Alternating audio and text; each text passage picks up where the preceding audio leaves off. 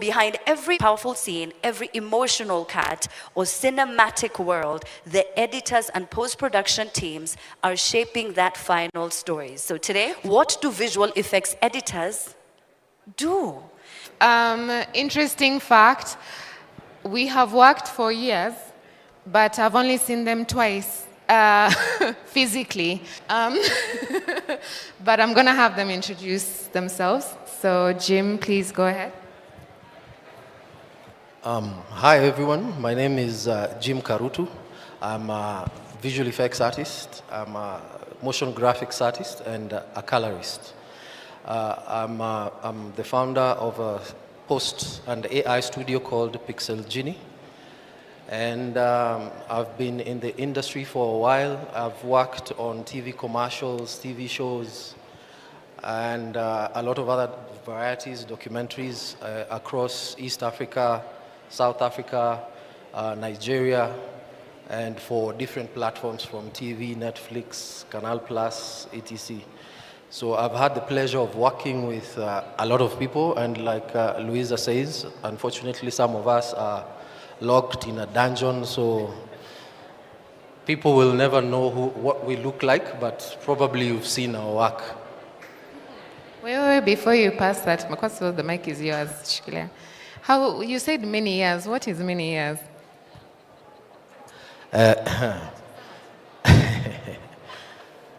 Many years. So I don't know. So let's just say I sharpened my teeth with something called Cobra Squad. So I worked on Cobra Squad as a cameraman, editor. I was an all-rounded guy. But Cobra Squad is what, because of the demands, it's what made me want to specialize. And instead of just doing general edit, my first interest was visual effects, then color grading. So it's more than 20 years now. Brilliant. Round of applause. Okay. All right. Okay, Koome, go ahead. Hi, everyone. My name is Koome.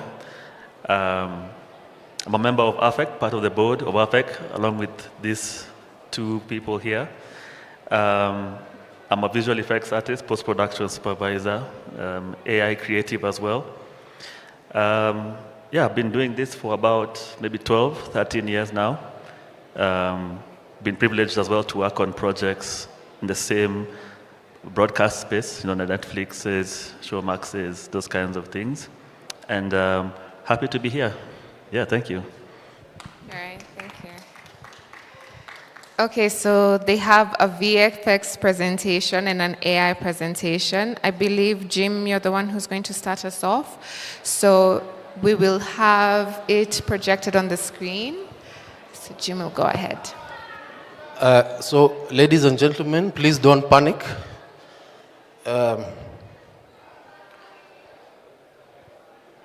So it's not going to be a lecture or anything of the sort, but as far as VFX and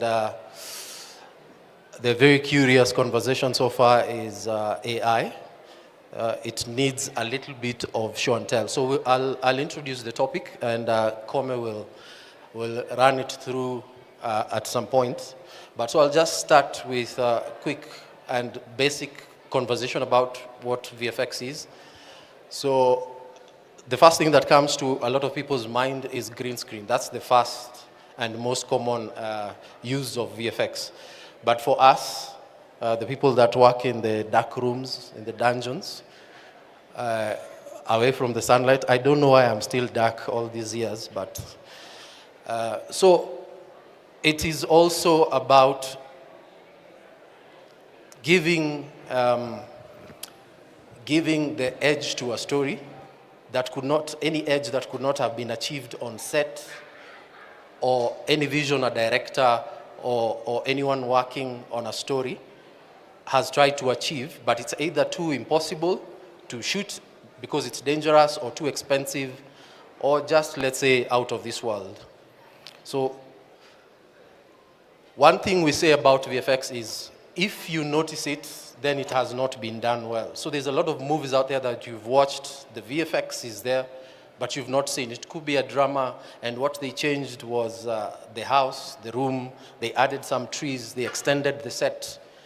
And there are different skills that are employed to get to this point. So some of it is compositing, which is the bringing together of additional elements on top of the footage that has been shot in order to adjust or change whatever visuals are there to fit the director's vision. So there's rotoscoping. So rotoscoping is usually how people are initiated into visual effects. Rotoscoping used to be you cut out someone frame by frame. So this used to happen anytime there was a shot that was not done on green screen, but you need to change something behind the actor. So everyone has been afraid of rotoscoping. So there's motion tracking. In order to add something onto footage and to have that item you've added to move the same way as the camera, so that's what we employ motion tracking for. So, and then there's cleanup and removal. So this is how we call it technically, but I think directors and people on set call it fix it in post. So cleanup and removal is anything we do to add or remove anything you did not like, which makes a large percentage of the VFX tasks. So there's set extensions. I would say the Kenyan market hasn't used it much, but what people normally do is when you're constricted and on set, you can just build what you need to build just around your actor and what they interact with. Like up to this edge and up to this edge, and everything else can be built in post, which is usually quite a shortcut, but I think one of the problems we've had is from the directors, from the pre-production, a lot of people do not understand what's capable with VFX, so they end up pushing themselves and picking up a lot of headaches that could have been solved in post. So yeah, there are some things that should be solved in post, there are some that should not. So things like simulation are about where we add fire, water, smoke, and any other natural elements. So I hope no one is feeling sleepy so far, so we'll try and move fast before anyone dozes off. So now when it comes to VFX, where we have been and what has put a big gap between Africa and, let's say, Hollywood and the other markets has been because VFX and specialized post has required very large teams. It has required a lot of resources. It has required a lot of skill levels and that have not been accessible to mostly a lot of the African market. So you'd find pre-production has needed people like VFX supervisors, like the previous team was asked whether they use storyboards and such. So a lot of people will not use a lot of these resources because they also cost money and they also take a bit of time. So on set we have the green screens, we have LEDs, we have things like we call plates. That's when we want to take out, change the background. So you have to do some photography. So in post now there's the rotoscoping, which I was mentioning earlier. And when it comes to delivery, there's also particular formats. There's particular types of files that are used, EXRs and other files that are used for VFX. So we also do not operate with the same files that would come out of a post-production edit suite. So now the barrier for most of our productions, most of our movies has never been the talent or the stories that are in Africa, but how we execute, how most of us, anyone who's been either in editing or shooting or in production. So one of the things we always, shy away from or afraid of is the critics. So we have a lot more critics than people that make films. So one thing people suffer from is we have a lot of talent, but the quality is always what we get criticized about. Oh, I don't want to watch local stuff because it doesn't look a certain way, it doesn't. And a lot of the edge that, let's say, more advanced markets have is they'll have better VFX, they'll have better lighting maybe, and all this is just because of budgets. And I think for the longest time, one of the markets that has been most criticized is the Nigerians. So they used to say, oh, I don't want it to look like a Nigerian movie. It became a stereotype where maybe someone is turning into a goat. So there was some kind of magic that was. So a lot of people have shied from VFX because they felt the quality will make it look worse. So I'd rather have a film that looks normal than add VFX that will make it look even a lot worse or look fake. So we have always been solving global problems. We've come quite far. If you look at the movies that have been there from way back up to where we are now, the movies have advanced. So with all these issues that we said we've had, we have still been able to grow. We have still been able to put out. A lot of the people here are talented. They've put out a lot of amazing movies. The panel you've seen here. And a lot of people have done it with very little resources. So what we are saying is there's still a lot more work to get done, and there's still a lot more stories to get told. And at this point, I'll hand over to Koome, where I've finished introducing VFX.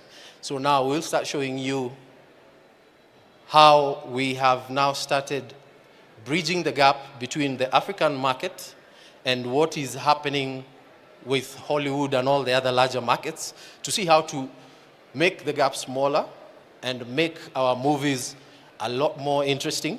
Because over the last, I think, 15 years, all the major movies that have been blockbusters have VFX in them. Marvel has blown up. So it's almost becoming impossible to do a movie that doesn't have VFX or doesn't have a lot of the impossible stuff in it. So for this talk, we're just going to try and show you how VFX and AI is helping us bridge the gap. So I'll introduce Koome. Koome is one of the very interesting artists with a lot of experience and has done quite some amazing work. Thank you. Okay, great. Thank you, Jim. Let's put this.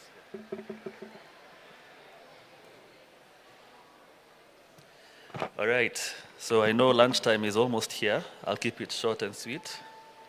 I'm here to just share a bit about what I've done with AI in my work, both on local films, local TV commercials, and yeah, pretty much just take you through the processes, and then we'll take it from there. So I'll allow you to show me my show reel, a bit of work I've done, and then we get into it.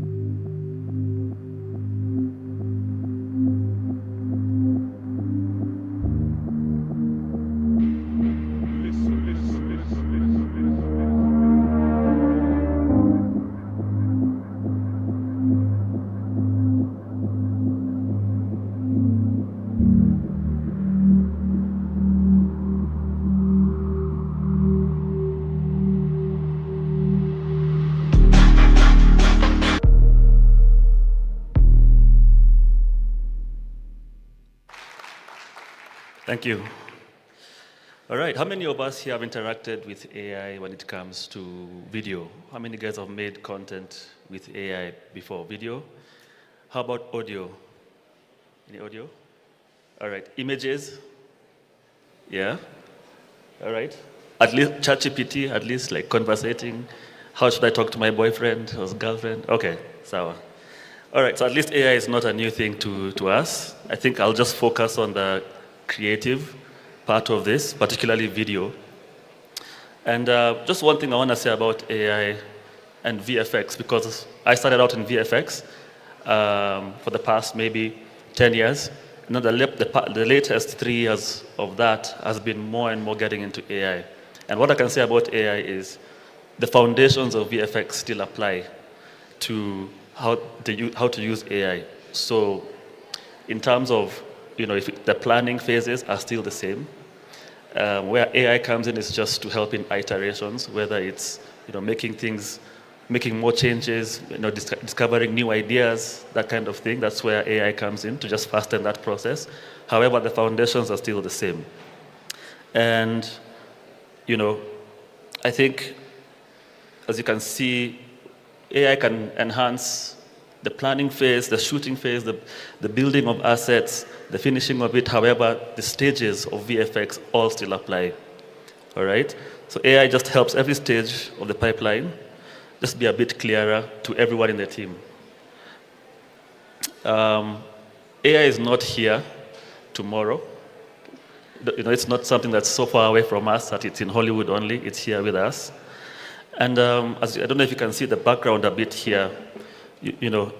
AI is able to assist in just enhancing things in such, I think, a fast way of iterations. Concept frames are much faster to be done. You can pre-visualize stuff earlier and quickly, so everyone in the team knows exactly what's going to be executed. Cleaning up and doing roto, as Jim was explaining earlier, these are things that can be automated now. When it comes to matte painting, set extensions, as you can see here, and and finishing up commercials or films or whatever you're trying to do. I just want to share with you just a bit of something I've done, or a few projects I've done, so you can kind of have an understanding of what I'm talking about here. And so the idea is, as an artist and as we come up with stuff, it's not about, AI coming in to take people's jobs, not necessarily. That's not the case, I think. It's the person who maybe integrates AI into their workflow. And again, as I said, and I want to iterate that AI is not coming to start a new process in post. The foundations are still the same. It's just enhancing those elements in post. Beti imechomeka? Don't worry, smile back, because at WezaBet we give you up to 20% cashback on your lost bet. Hii ndio inaweza. That's an example of an AI project. It took me about a day and a half to do. The voiceover, the animation, storyboarding, the entire process was about 2 days. However, you still have to develop the character. You still have to cast in that perspective. I think Jim will mention a bit about that, environments, and then the animations and the story. However, everything in that commercial you've just watched was entirely done in AI, including the voiceover. Another project I think you saw earlier on my showreel is this Del Monte project. Maybe you might have seen some billboards. And just to show you how the process usually goes is we start again from AI. This is the concept part. This is the middle section. The middle section of this screen. You kind of see how I pitched this to the client using the images. And then we went to shoot them on green screen. And by the way, I think we're still in a world where, some of us are like, is AI really going to, take actors' jobs and stuff? I would say not yet. As you can see, it's just about integrating the different worlds and how to bring it closer to what we had. Of course, it saves a lot of budget instead of set design and stuff like that, but again, it's just the incorporation of both worlds. So we shot on green screen. We did some tests with AI in terms of how direction will be and all that.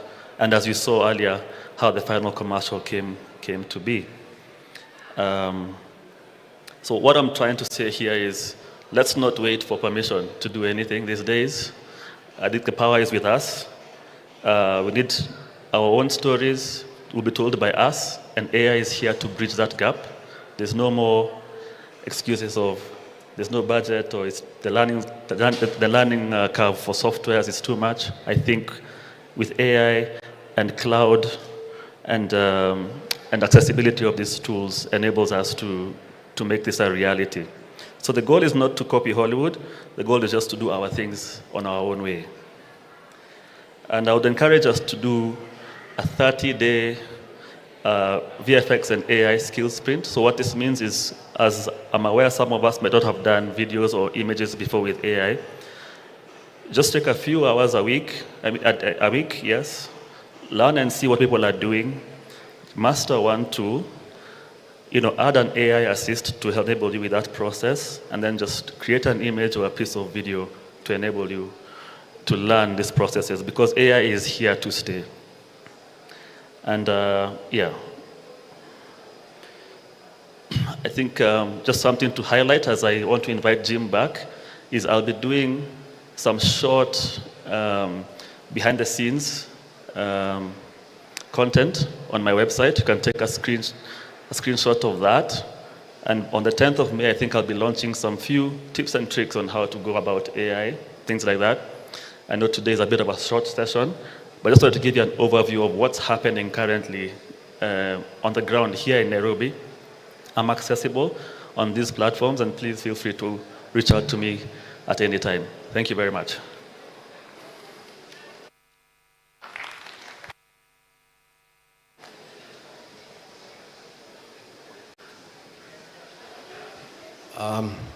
So I'll bring this to a close by looking at, we all know where we are. We all, as most of you said, a lot of you have used AI, whether it's to ask GTP to write a message, adjust an image, or just any other basic stuff. And most of us have not used it for work. So, but some of us, Koome and I, have experimented with it a bit, have used it on some official projects. And what we are going to close this is by telling you what we've seen and where we think it's headed, and finish by the commentary of whether it will take our jobs or not. So the future of post as far as AI is concerned and our place in it. So as I'd said earlier, the barrier is becoming thinner. So at this stage, at some point, we'll be able to do a lot of the same stuff that you see on bigger blockbusters. It's just a question of how soon and how dedicated we are to learning and incorporating some of these processes into our current workflows. So you'll find storyboarding, pre-visualizations used to take 3 to 5 days. Now you can get it done in less than 30 minutes. So I'd call out to anyone who's directing, who's trying to develop the idea. It's still in the idea stage. Now there is no barrier to you accessing either a storyboard or even actual visuals, as you'll see in a short while, to you accessing visuals that can tell you even before you shoot how your setup is going to be. You can make decisions in terms of how the actor will be dressed, how the set will look, all this way before you even start shooting and from the script stage. So AI will bring us to a point where the pre-production process will be a lot more involved and way, way faster than it has been before. And the conversation of whether some jobs will go, some will stay, is also up there. No one knows. To be honest, no one knows yet. But the reason we join groups like AFEK is so that we can have these conversations and be the ones who decide how it affects us, instead of waiting for it to change and we either lose jobs or something changes. So those of us who've used AI and have seen a lot of people, and this has happened also with a lot of clients. They'll say, no, no, no, no, I don't want to use AI because it looks AI-ish. That word for that phrase, it's called, the technical term is AI slop. It's all those ads people see and then they're like, oh, that looks fake, it looks so AI. So the reason why we've been having AI slop, or any of us that have tried to generate an image or a short video and it looks funny, 6 fingers, you know, funny, a lot of funny stuff, is because the people who put out AI first, and the communication that was there was like, oh, here is the magical thing. All you need to do is write a sentence, press send, and voila. So that was false marketing. So all we were told is you type a prompt, get an output, and our reactions have been, AI does not work. But what we have learned so far from using it is that the craft behind getting proper AI is knowing what tools to use, because there are many different AIs that do different things, and knowing when to use it. So AI was built to complement the pipeline, not replace it. And the conversations about us losing our jobs or changing things is because we are thinking AI will come and be the magical solution to whatever we do or whatever we create. So that is not the right way to use AI or to think about it. So things like lighting, composition, continuity, storytelling, that employing those on an individual level is what changes AI from looking like the general AI that people generate to looking like something that gets closer to being usable. So this, before you see that, so this is just a short show reel containing just only stuff that's been done with AI. The intention, whether it's been used or not, the intention was not to have it used as a final product, but it is as a pitch to see how a scene will look like, to see how a brief or a script can be translated, and just to showcase, like, let's call it a proof of concept. So this is some AI work that has been used to visualize the...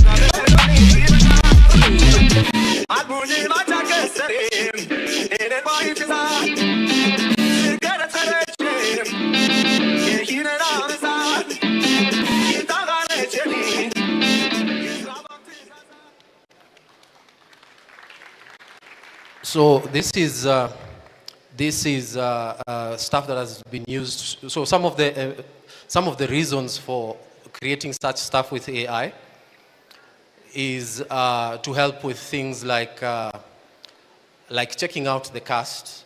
Let's say you already have cast, or you don't have cast, and you're imagining, I'd like to have in my film, or in my short film, or in a TV commercial, what I'm looking to have is an old person, 30 to 60, and a young lady, etc. So AI allows you to try and visualize what they look like in your story and how they would carry your story. So it also helps to carry the director's vision, because a lot of times when you have pre-productions or you have meetings, a lot of them, right now we are using 60% conversation and maybe 30 to 20% visuals. And if I say a sentence like, oh, I want a nice, warm, sunset, and the actor walks towards down the road. So all of us will have a different image. If we are told to draw what we saw, the vision keeps changing based on everyone's imagination. So now with something like AI, it becomes much easier to have the director create the vision they have and have it shared across all departments, from wardrobe to set to cast and all the other departments. So this is some of the piece you saw where the people are swiping the visa. So this was the cast as was determined or was described. So when the director says, I want someone who looks like Arana, I want this, I want someone from this particular side of Ethiopia, I want someone from this other side. So you're able to create the image and have an idea of what the director is looking for. And something like this is sent to the casting agent, or you already have, it's more visual and it saves time. It cuts down the time in terms of what you're looking for by having just created it in a short while, in a few hours, on a computer and a machine. You can even work on what outfit you want them to wear. You can even just go in and say, oh no, I don't want, I want her to be a bit bigger or a bit smaller, more athletic, and all that. So pre-production is being reimagined. Right now, anyone who knows which tool to use, not just ChatGPT, there's tools to use for storyboarding. Anyone, even a director, can just go in and do their own storyboards in a very short time without having to know how to draw. So all aspects of pre-production, there's a particular part that you can try and employ AI in your workflow. So once we had the cast, so there's a conversation about the location, what's behind, what camera angles would work. So this is also a pure test in AI, asking it or preparing a workflow where you're like, so let's see what kind of camera angles we'd go for. Are we going to go crazy? Are we going to have, and with an image like this, it's easy and immediately possible to send this to your camera department. They'll know which lenses, which gear to have, instead of being on set on the day and then you're trying to think, oh, we should have got, I wish we had a dolly, I wish we had a crane. So you can make these decisions way earlier in prep. So in terms of directing actors, in terms of thinking, how emotional do you want your actor to be? What kind of emotion do you want the actor to carry? What kind of scene will they be in? What will they be doing? So even in being able to change, oh no, this scene will work better if we change the actor to an African actor. So you are able to experiment and do any possible mistakes that would happen on set. You can do them way before you shoot, and it would not take as long or be as expensive as it would have been before. So what AI is doing for us in post is allowing us to do things that enable us to have a tangible vision instead of just having written scripts. It's now much easier to accompany visuals with the AI. So what is happening is the workflow is changing, and it's not just VFX, it's basically all departments. And so when we say AI is not here to replace you, how we've seen it being effective is not by you replacing someone in your team with AI. It is having someone who, like let's say a casting director, being able to use AI makes their work much easier, and they're able to offer the team a lot more than they would have without having to run around, spend too much time or too much money getting the vision there. So if it is locations, it's much easier to prepare the locations without having to spend much time. So what all these tools are doing is not replacing people. It's just, it's an addition to whatever skill you have. So it's just a matter of learning over time. And like Koome said, we have to start using AI, experimenting, find out which tool works for your particular profession, whether you're a sound recordist, whether you're an editor, there is an AI tool for each person in each department. And all it does, it just makes your work easier and way faster. So some amazing things that are doing, because this part is about the future, is right now, if you are an offline editor, softwares like Premiere and DaVinci Resolve, you can actually, the same way you tell ChatGPT to write you an email, you can tell it to give you an offline cut. You can say a prompt like, give me a 30-second cut using the footage in this folder and fast-paced with this kind of emotion and put this kind of music as a bed. And you'll just, it is able to open your app and you'll just see things moving without you even touching it. So you find like if you're an offline editor, all you need to do is within 5 minutes, you can get an offline done, and all you need to do is just check, tweak here and there. So instead of doing the job you've been doing for 2 days, you can now get it done in 30 minutes. So editors have had this thing where you have a 30-second piece, and you've downloaded music that is 1 minute long. Right now, the latest Premiere, all you need to do is just grab the end of your audio file and reduce it up to the point you want, and Premiere will remix the audio itself from the intro to the outro without you having to cut and find where the beat syncs. So AI is already with us. The tools we are using every day have AI in them. So it's also just a matter of finding out where they are. So a lot of things are moving to AI, whether we like it or not. And it's basically the future all of us have to embrace. It's not as complicated as it sounds or as it seems. All it needs is, like Koome said, just start slow. Do not think there's one button that you'll push that will give you all the answers. It's the same way if you're doing an edit, you have to add small pieces together. So AI and the workflow for AI is the same. You just have to get and understand the small pieces you need to build and bring them together, whether you're building them with AI or you're doing it manually. So to emphasize that AI can't replace us, as much as AI can do, all AI does right now is just do heavy lifting. AI can't have the cultural intelligence to know if you have 5 takes when a Kenyan says, which is the right one, which carries the right emotion. So AI can't do that. It will just know, oh, this is what is happening and place it there. So you cannot be replaced. When it comes to taste, knowing when, oh, that edit is properly paced, making that judgment, AI cannot and is nowhere near doing that.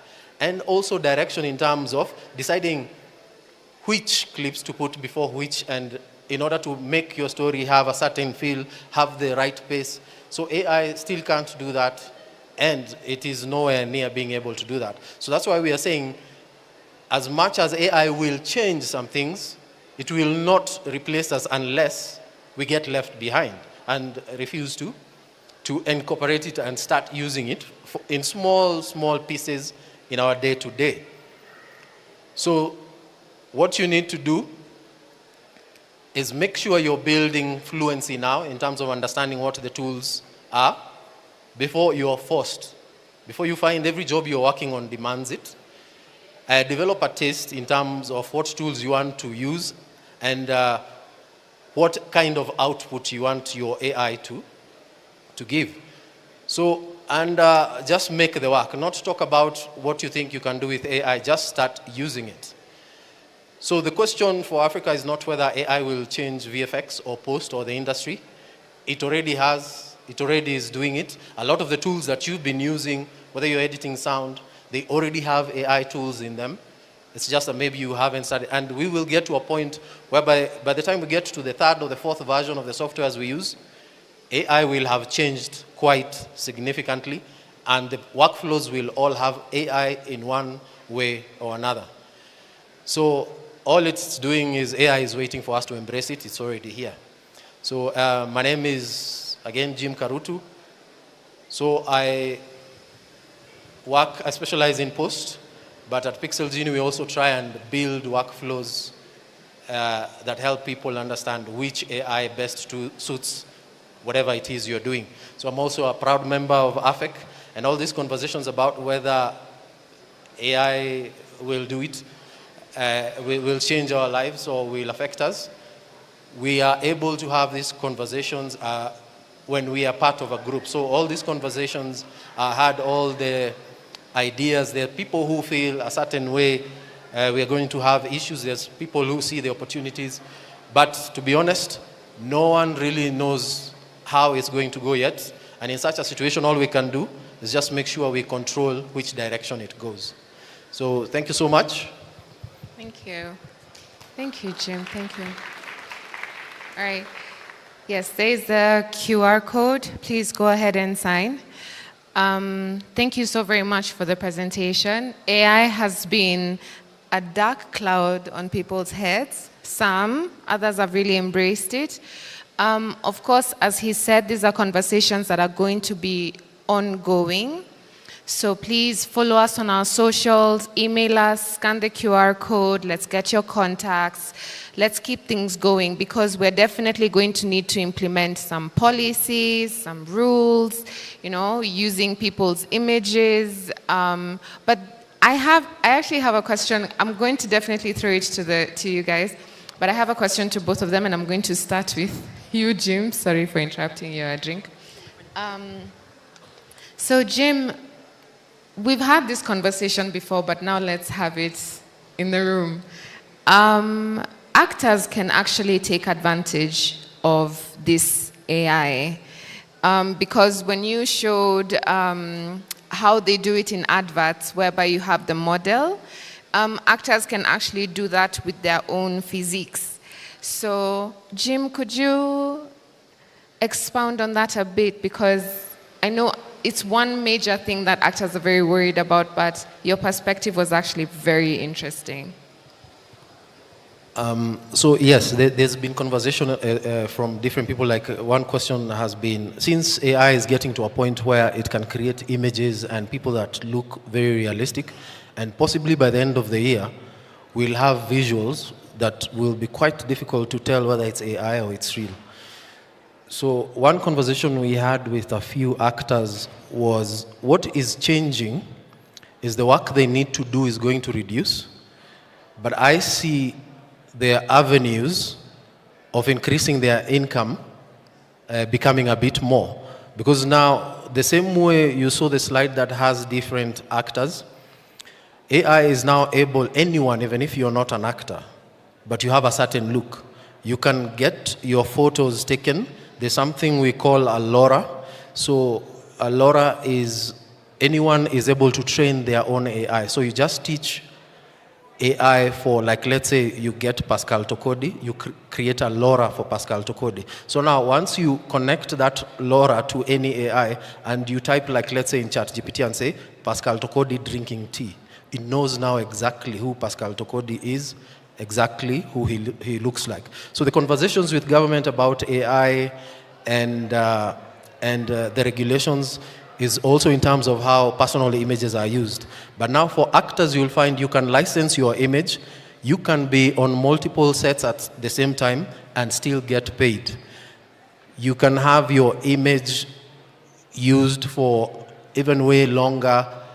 You can be a cameraman, but you have a look that can go on set. So now what it's going to do for actors, one way of like employing it, is just having casting agencies now just moving not only from the physical casting, someone comes and takes a photo, but those photos that are taken, you also license them to have an AI likeness of you that can also be used for such ads and content, and you still get paid for it.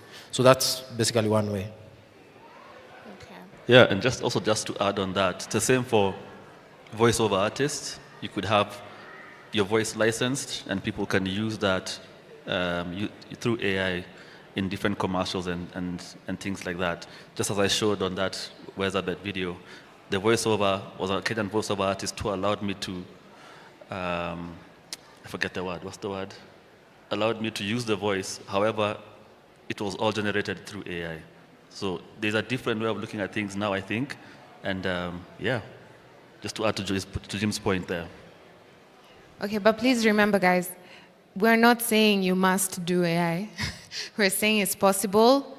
Do not let it be, it's not necessarily a bad thing. It's not a bad thing. You can make it work for you, especially if you're someone who has had an idea and you've had this story in your head, but you know it required like a $50 million budget. You can start off with telling that story with AI.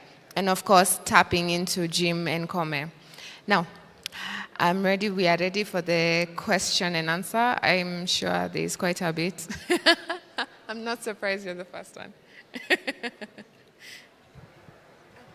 Please introduce yourself. Last time you didn't introduce yourself. I know. Paula Lowett. I'm a lawyer from New York, and I practiced entertainment law for a good number of years. Question for you guys. You know, the beginning of your presentation said, you know, there have been huge barriers to entry to get the production values to equate to, you know, international standards of, you know, refinement. And now with AI, it seems like a lot of the problems on production values can be circumvented with these tools. What would the barrier? What are the barriers to entry for that? Is it only software, or is it also your incredible skill with post-production? I don't even know what you use, but like, is there a hardware thing, a hardware element that's important to have? And yeah, that's the question. Yeah, that's a good question. I think there are two answers to that. It helps having the foundation of post-production at first. I don't think AI is here to solve all our problems. So you still have to apply the foundations of planning, you know, what are you looking for? The initial pre-production, production stages still apply. I would say language, we're going back to language, I think. Descriptive writing, knowing how to prompt, that's why there's such a thing as prompt engineering. I think that is something that we should all start looking into. And the answer for, is it a hardware thing, is it a cost thing? I think they are twofold. Jim will answer the hardware part. I'll say there are tools that are free that we could begin with. There are tools that are cheap online on a monthly subscription that we could experiment with as you generate AI content. So I would say what's happening is the level, the playing ground is getting level now from guys who had big budgets, big studios, big teams. Now with a team of 2 people, even just 1 person can be able to do a children's animation show that's maybe 3 minutes long, 5 minutes long, and you just have consistent YouTube content, maybe something like that. Jim, maybe you could add to that. Before we go to Jim, one software that I'm familiar with is Runway. Are there like 10 runways out there, and which ones are leading and which ones have you found most useful? Sure, yeah. So just to describe what we've been using, I'll try and make it as simple as possible. So the same way we have, like let's say I'll use Safaricom as an example. So the M-Pesa app is how you interact with Safaricom services. It's how you access M-Pesa. But Safaricom itself is the one that's handling the money. There's the technical back end that is moving the money, showing you your balance, etc. But the M-Pesa app is how that service is packaged for you to interact with. So things like Runway, ChatGPT, Claude, those are just the interfaces. The actual AI in the back end are things like Opus, GPT 5.5, Kimi 2.5. Some of these names that you hear are the actual AI in the back. So what these companies have done is they've just created like a web page for you to access. So the runways and the things that most of us have used are just the front ends. The actual AI machines, but this is a lot, is on a higher technical level. The actual AI models you can download onto your own machine, and it's much cheaper than you paying the 20 per month. So, but now, like you asked, the hardware implication. So to run AI currently on your own machine requires, the biggest ask is a graphics card. It's not even about the processor or the memory. You need very high-end graphics card. And the lower your graphics card is, the longer it will take for you to generate an image. So now what companies do is they own, like let's say Runway owns a lot of servers where the AIs are installed. And so what Runway does, it gives you an interface where you can write what you want, and that interface sends your prompt to the server. And the servers are fast, and that's why you get your image back. If you are to try to do it on your own machine, it's a lot more expensive. So now the other thing is,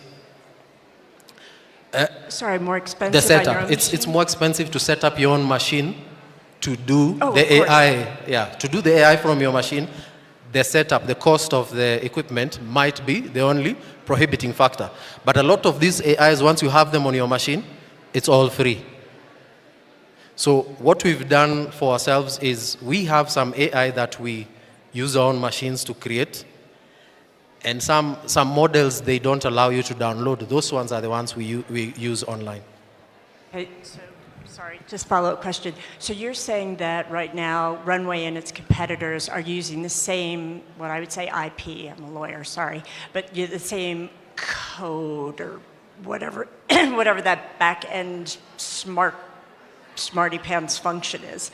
And they've it's the interface that I'm really operating with. So really all those guys are using the same heart and lungs, right? Is that true? Yes. Yes and no. Okay. So some of them are, it's basically, let me use like cars. So you'll find a lot of cars like the Mercedes, maybe the Porsche, and they share the same engine. The body is different. And so if Mercedes sells an engine to Porsche, Porsche uses the core of Mercedes but changes the engine a bit. So that's basically, I don't know if that has complicated it. So, but most of the AIs, the core AIs are more or less the same. But what happens is the Runway will take the core and tweak it, adjust, add a few things, make it be able to do images better. So someone will take that AI and tweak it, make it be a lot better at doing documents. So the person tweaks it according to what they want to use it for.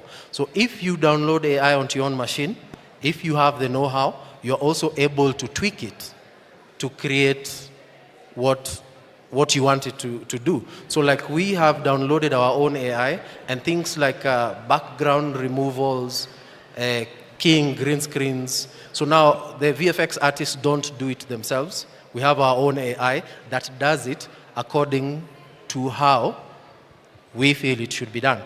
When someone is editing or when someone is doing VFX, everyone has their own way.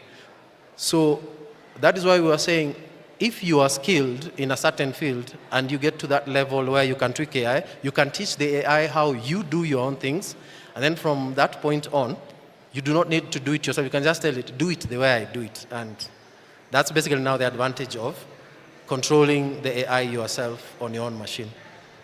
So, sorry, it's all open source. The AI is open source now. Not everyone has to do their own, right? And then you build on top of it, which is proprietary. It's your own thing.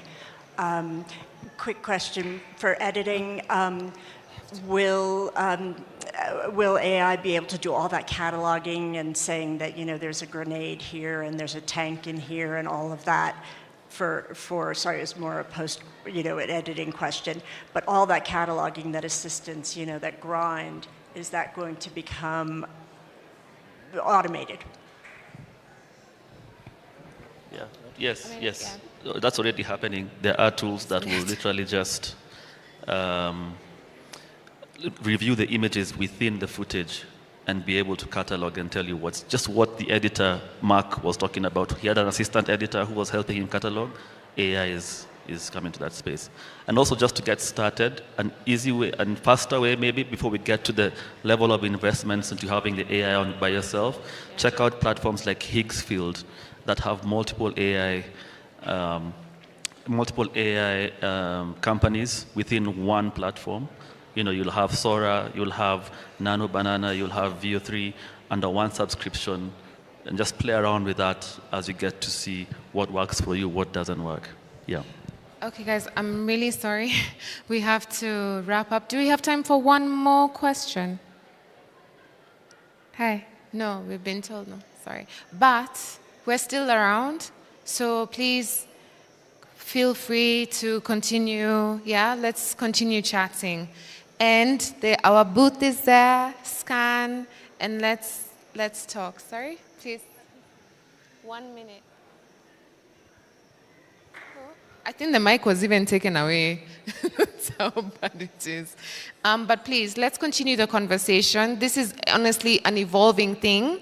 So yeah, visit our booth, AFEK, at the end there. Scan the QR code, send us emails, follow us on our socials, and let's continue having the convo. But round of applause for Jim and Koome. Hi, everyone. I'll be very, very quick. I'm sorry. But my name is Justin Washira. I'm the chairman of the Association of Film Editors in Kenya. I'm a film and documentary editor. I run a post-production house called Videocraft Studio. And it's my great honor, to be here with you guys. Thank you very much to you guys. And these conversations, I can see you guys have enjoyed them. And if you want to have more of them, please join our forums, Association of Film Editors in Kenya. So we are established to be a network of professionals. We believe that these kind of conversations are the ones that are going to elevate our craft, and we are constantly having them. Once we identify within the conversations gaps in our knowledge, we have webinars, we have masterclasses within our forums. We also network with international organizations. We have an organization partnering with us called Tempo. Through them, we're even able to engage with guys like Adobe, other technology companies. So we are in the conversation, even including about, will AI take our jobs? We're able to send editors to AI, to Adobe. We sent editors to Adobe to ask them that very question. And I think we still have work for a few more years. So thank you very much. Please join us outside. Please be part of our forums. We are also on an accreditation journey such that we're able to grant the letters AFEK, AFEK, to professional editors who are accredited and therefore able to work worldwide and to service all the markets. So thank you very much. I also want to take a moment here to honor our fallen comrades. Nick Wambogo was represented on this stage by his colleague Mark. We have Frankie Ashiruka who passed away unfortunately a year or so ago. We have Mercy Adundo. We have recently Robert Safari. So we are a community, we are a network of friends, and once in a while we do come out of that dark room you've heard of and we interact like this. So asanteni sana, join us at our booth, scan our QR code, and we will continue to interact. Asanteni sana.